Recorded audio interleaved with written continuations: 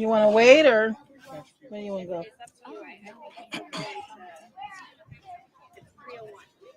Okay. We want to respect everybody's time. What do you think? Yeah. So we're gonna get going. Good afternoon, everyone. Welcome. I am Rochester City Council Vice President Lachey Harris, and today, today is a beautiful day, by the way. We mark a new step in the forward in the fight on childhood poverty in our city. Over the past 7 months, I have led the charge to better understand childhood poverty in Rochester and work toward a new and innovative solutions. Since I began this effort alongside local experts, advocates, and my colleagues on City Council, I have found new hope that we can work together as elected officials and local leaders to bring meaningful change to our city. Today, we are all here because I am releasing the Rochester City Council People, Parks, and Public Works Committee 2025 Childhood Poverty Report, which is right here. Right here. Yes. This report, a reflection of all the work that we have done in this space to make Rochester a better place for our children together. Together. Thank you for being here to celebrate the public release of the report. I welcome our very own esteemed President Miguel A. Melendez Jr. We're looking for New York State Assemblyman Harry Bronson, the 138th District Representative, or Harry Bronson himself. He should be here. And my other colleagues, Councilmember Monroe, Bridget Monroe, and Councilmember Michael Patterson, who are here, and Dr. Shirley Green from the Department of Recreation and Human Services, and on behalf of the Mayor's Office. The Children's Agenda, which is Amen, parent leaders and members from the the Rochester Monroe and Anti-Poverty Initiative, which is our MAPI. And a special shout out to the teen empowerment staff and all the youth who participated and provided valuable feedback to this report.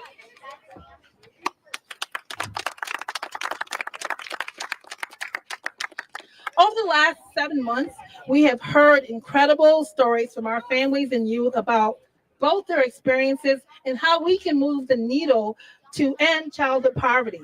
We have collected testimony from leading experts, local leading experts, who have heard and we have also heard from the Evans administration on how the city is advancing in upward mobility.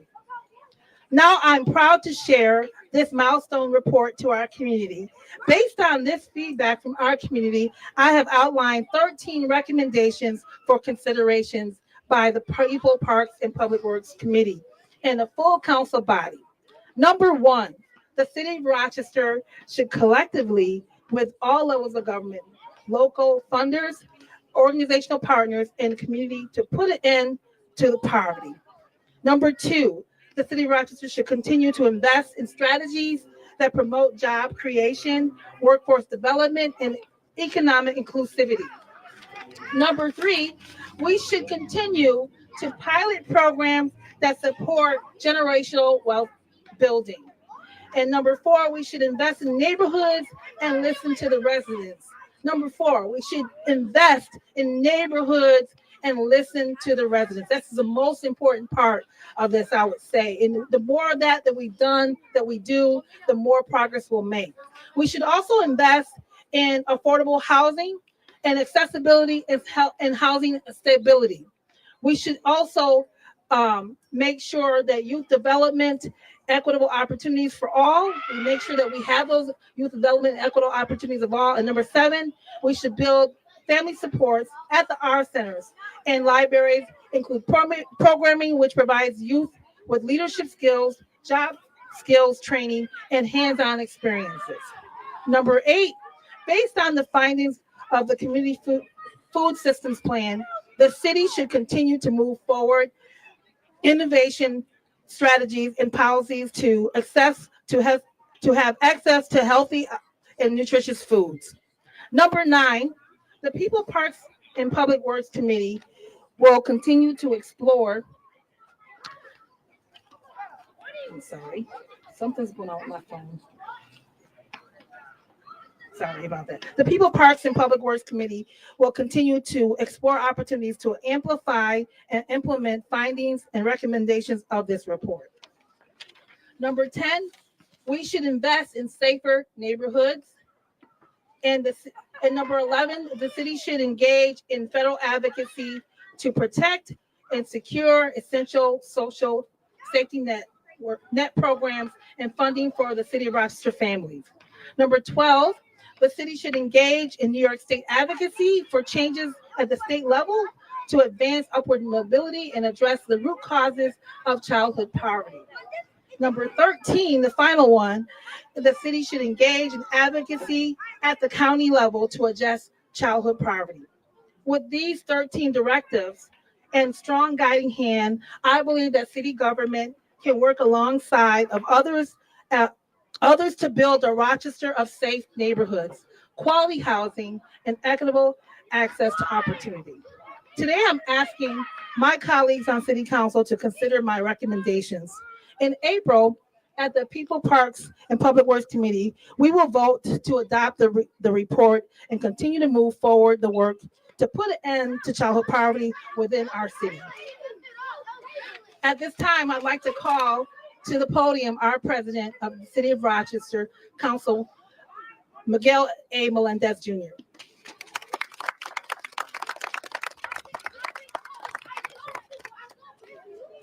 Well, good afternoon, everyone. Good afternoon. Beautiful weather. Yes. All right, I'm just going to sit up here.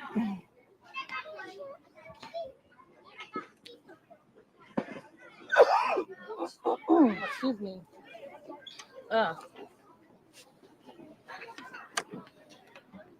So let me start by being very clear. Childhood poverty is a policy decision that requires the city, county, state, and federal governments to partner with our constituents, including our local community partners and agencies, to come together to end it. All investments in our children are investments in the City of Rochester's future. When the Vice President and I began planning this effort in our team meetings, we knew the importance of understanding the landscape in our own house. To that end, we asked city departments and local organizations to contribute testimony to our efforts to produce this report.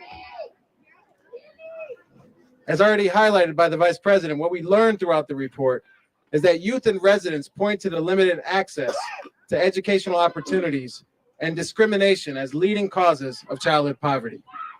Residents, particularly parents, shared with us that they want better childcare options, expansions of efforts like the Guaranteed Income Pilot, access to better paying jobs, whether that is through job development training or just job opportunities, knowing where to go, and quality, affordable housing. Youth want to see better resources for families and more investment in places like libraries and art centers.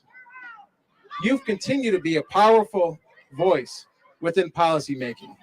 So many have shared with us throughout the process about their experiences and thoughts on how to make the city a better place for all. We were also able to request additional information from city departments. I want to commend the city administration for indulging us as a council with the various requests we had for information from the departments. The city administration and many of our departments are contributing towards upward mobility in key ways. And opportunities continue to exist to expand this important work. These opportunities are something my colleagues and I are taking very seriously. So I'll highlight just a few. Continuing to build community partnership and ongoing commitments to address housing needs. We've heard so much over the last couple of years about the availability and affordability of housing, and we need to continue to build more housing in our city. Leveraging additional funding from state, federal, private sector partners to expand the work in spaces like economic development, financial empowerment, and home ownership. Continuing to expand the city's workforce development and workforce diversity initiatives to ensure that we have qualified and equitable access to the opportunities that exist in our city for our residents, our constituents, that ultimately lead to a reduction in childhood poverty for working families. We are continuously committed to addressing the issue of childhood poverty along with our partners in other levels of government. We continue to work to implement the recommendations of the report, including most recently, we have sent several memorializing resolutions to the state related to childcare, transportation, education, and benefits access. Just this month, we have introduced legislation that will bring back social workers at Central Library and possibly other libraries locations throughout the city. And we are advocating within the upcoming budget season for increased hours for libraries and art centers. That is one of the key things we heard from young people in our community. So this report was not intended to be all new information. It was intended to catalog what is happening currently and advise on what can happen next. City Council, Vice President, my colleagues and I that are here are looking forward to working with all of our colleagues to adopt the recommendations of this report and continue to move forward our mission of safer neighborhoods, quality housing, and equitable access to opportunities for all, especially our children. Thank you, Madam Vice President.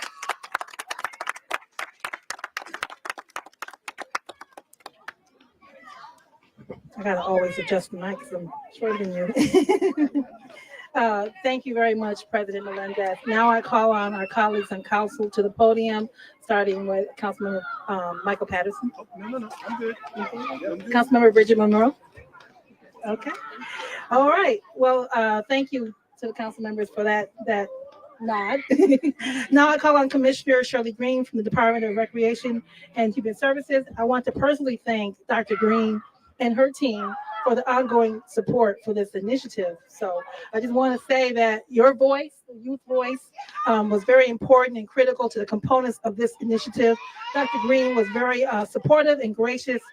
She made sure that our city youth that's in the programs that participate in the city were also invited and involved. Thank you, Dr. Green.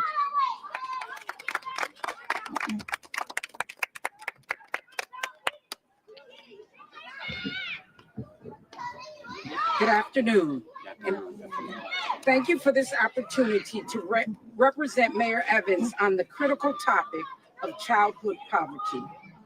This issue is very close to the mayor's and my heart because we want nothing more than for the children of Rochester to be able to reach their full potential, and poverty is the #1 reason that many of our youth are not able to reach that potential. As an educator with more than 30 years of experience, and as a relatively new grandmother, I can tell you there is nothing more precious and heartwarming than to witness the budding potential of a child and to envision all the wonderful things that potential can lead to. Conversely, there is nothing more disturbing and heartbreaking than to witness the loss of that potential in young people, especially when the potential is lost for no reason other than the zip code in which they were born. That's why we in the Evans administration, and especially in the Department of Recreation and Human Services, we want to commend Council Vice President Harris, the members of the People, Parks, and Public Works Committee, the Children's Agenda for preparing this very thorough and exhaustive childhood poverty report. I am personally looking forward to digging into this document to learn more about the underlying causes of childhood poverty in Rochester and how my team in the Department of Recreation and Human Services can be more effective to reverse it. I know Mayor Evans and my colleagues on his senior management team feel the same way. As they used to say on one of my favorite all-time Saturday morning cartoons, Schoolhouse Rock, how many of you remember it? It's great to learn because knowledge is power. Thanks to Vice President Harris and the other members of council, this report will give the city of Rochester and our partners the knowledge we need to be more powerful and strategic in our approach to ending childhood poverty. Thank you.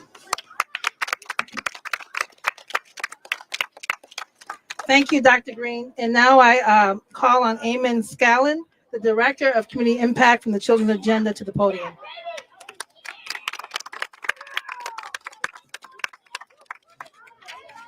Thank you. Bring it up a little bit. Good afternoon, everybody. Good afternoon. Hi, again, my name is Eamon Scanlon. I'm the Director of Community Impact at the Children's Agenda, and we're a small nonprofit here in Rochester that advocates for evidence-based policies at the state and local level to support children's health, education, and well-being. Our organization is also a member of Governor Hochul's Child Poverty Reduction Advisory Council, which was formed to reduce child poverty in New York State by 50% over 10 years. First, I want to give a big thanks to Vice President Harris and all of City Council for their day and the dedication of her staff to putting this report together and to calling on the Children's Agenda to support that work. So thank you very much. As this report shows, among the most pressing challenges families face is the cost of meeting basic needs, including access to affordable, quality childcare.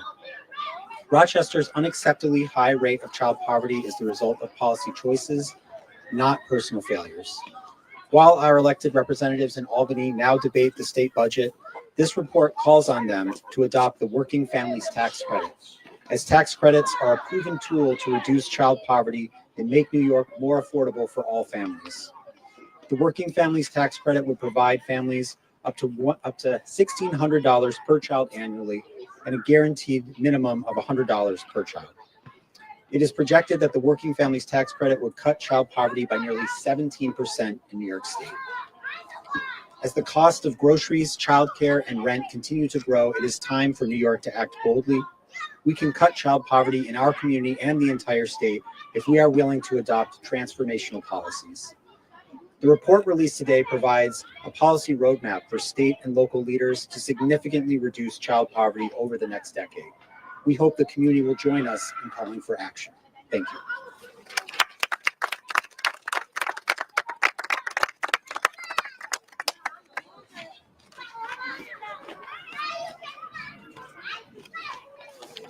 Again, I just want to add that the Children's Agenda has been an incredible partner to us from the beginning. They have worked alongside us in developing this initiative, and they also helped us pull together this report. We are very grateful for your expertise, Eamon, and your staff over there, and for also being here today. This initiative definitely would not have been available to us all if we didn't have support from so many families and youth in the city of Rochester. Today, I welcome Katisha Britt, a parent advocate and one of many moms we talked to throughout this process to hear about their experiences and recommendations for the future. Katisha?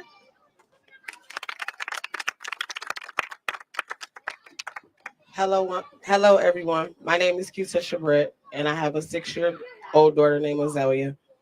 I am an advocate for the Children's Agenda Parent Group VIP, as well as the parent leader of PLTI Cohort 12.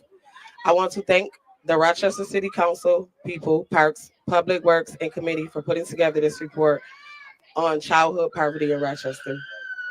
If the state and local leaders adopt the recommendations in this report, we'll be on our way to eliminating poverty in the city of Rochester. To support my child financially in any way she deserves is getting harder as the cost of living continues to go up. Inflations have made shopping for healthier meals more difficult. Clothes are more expensive now. And renting a safe home or apartment in the city of Rochester is increasingly unaffordable for those of us living in poverty. As a single mother, sometimes I rely on resources in the community to get by from month to month. One program I participated in was Project Launch throughout the Young Wellness Council. One of the best features of this program was the ability to apply for up to $1,000 for everyday expenses.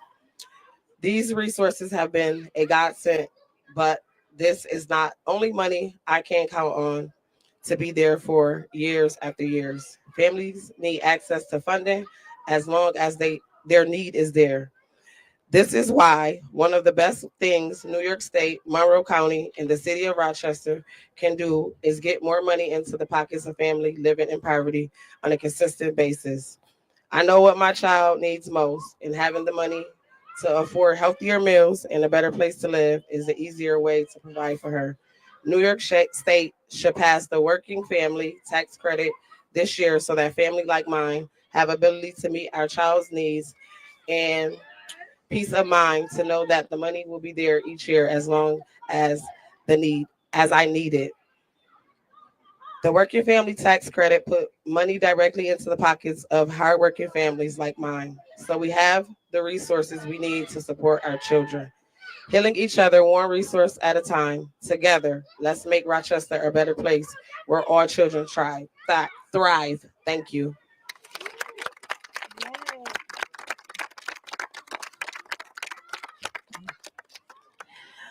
So thank you very much for that heartwarming comments from Katisha.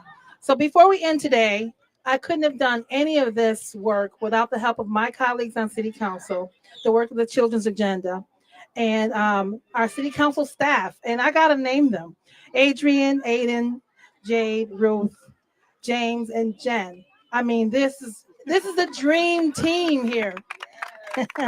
Our staff executed my vision for this report, and they worked very hard and diligently to bring this initiative to life. Um, I'll tell you, this work definitely needs a dream team, and I got one. This work has been pivotal to understanding how childhood poverty affects our city. We must work together as elected officials, activists, experts, and of course, residents.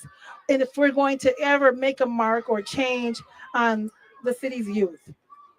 As Shirley Chisholm shared, you don't make progress by standing on the sidelines, whimpering and complaining.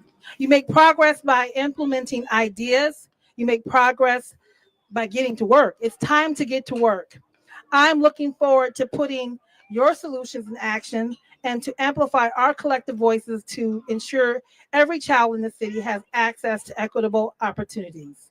And then I would always say, like if on a day like today, if I was Snoopy, it's no time like being in the sun. I'm a Snoopy advocate. So have a good day and thank you for being here today. God bless.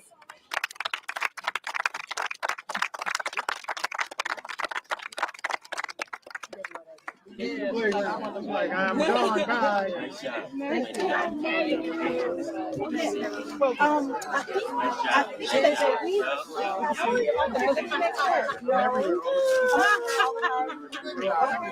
That's a dope day, though. Okay. Look, No, I didn't encourage it. yeah, so I'm like, let me get a captain. That's amazing. Thank you. Well, you see yourself. Thank you very much. Oh, I do. I can picture it.